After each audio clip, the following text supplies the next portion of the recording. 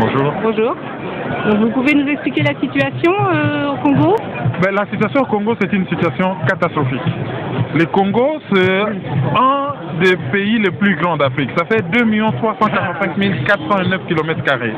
C'est un des pays les plus riches, potentiellement les plus riches du monde, hein, avec une potentialité évaluée à 24 000 milliards de dollars.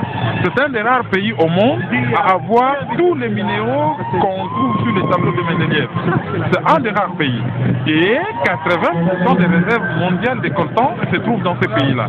Et qui dit coltan, c'est-à-dire les colombo-tantalite, c'est les minéraux avec lesquels, sans ces minéraux-là, on n'aura pas les nouvelles technologies, notamment les ordinateurs, les téléphones portables, les smartphones, si vous voulez, les télévisions à écran plat et toutes ces technologies militaires ou spatiales.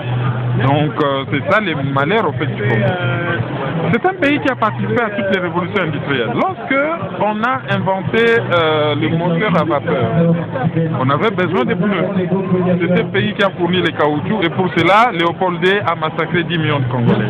Et ensuite, pendant la Deuxième Guerre mondiale, et la première d'ailleurs, à part servir de chair à canon pour défendre des intérêts que nous ne connaissons pas, les Congolais ont fourni par exemple l'uranium avec lesquels les Américains ont fabriqué les bombes atomiques qui ont été larguées sur le Japon.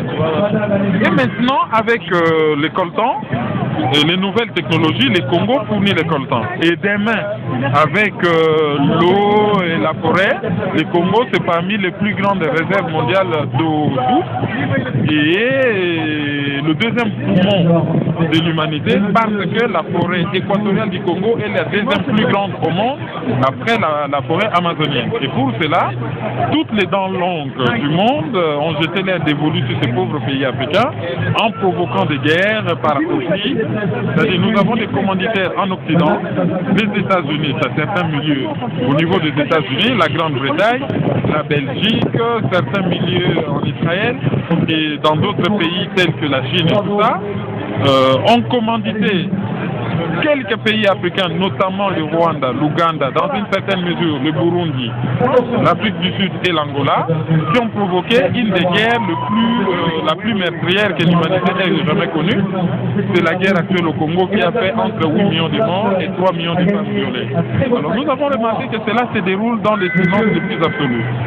Les rapports de l'ONU sont étouffés. Il y a par exemple les rapports Mapping, qui a été fait il y a quelques années. À l'époque, c'était presque 6 millions de morts, mais bon, les chiffres ont évolué. Aucun média n'en parle. Un mort, c'est un mort, c'est trop.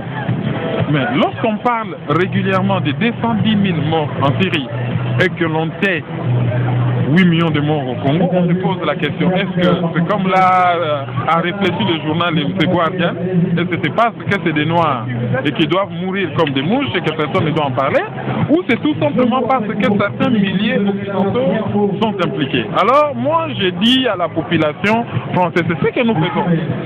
Vous avez quelque chose à faire. La plus grande faiblesse des démocraties occidentales, c'est leur opinion publique. Du moment que les médias se taisent, du moment que les politiques se voient la face, l'opinion publique, saisissez-vous de ces dossiers pour que ça s'arrête.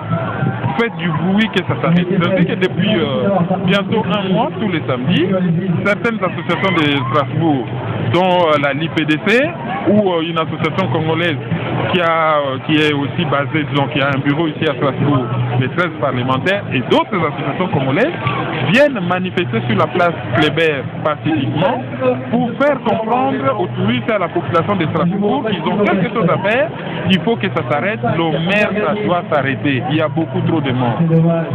Nous voulons bien utiliser les nouvelles technologies, nous voulons bien faire avancer l'économie, nous voulons bien que le monde évolue, nous voulons bien que le monde devienne un petit village, nous voulons bien que l'économie progresse, mais nous voulons que tout cela se fasse en paix. Est-ce que l'économie est-elle incompatible avec la paix? C'est ça la question que je me pose. Pourquoi tant de morts? Pourquoi doit-on violer les femmes, les violer avec violence? C'est-à-dire on leur introduit des instruments contondants. Le docteur Mukwege qui est passé dernièrement à Strasbourg nous a même dit qu'on leur met de l'acide au niveau de leur appareil génital. Il a même reçu une fillette de 6 mois qui a été violée. Le Rwanda, c'est un petit pays de 26 000 km². Ce pays ne se sont occupés les grands Congo. Il est vraiment temps qu'on arrête, que l'on stoppe tout ça parce que nous sommes tous dans la même barque. Si en Afrique les multinationales agissent d'une certaine façon, en Occident, l'austérité, la crise, tout ce que nous vivons, c'est aussi une façon pour les multinationales d'écraser les populations occidentales. Donc, il y a une communauté d'essor. Oui. Nous devons nous mettre ensemble pour faire comprendre aux multinationales qu'on peut faire des choses dans l'éthique. Voilà. Merci, tout à fait.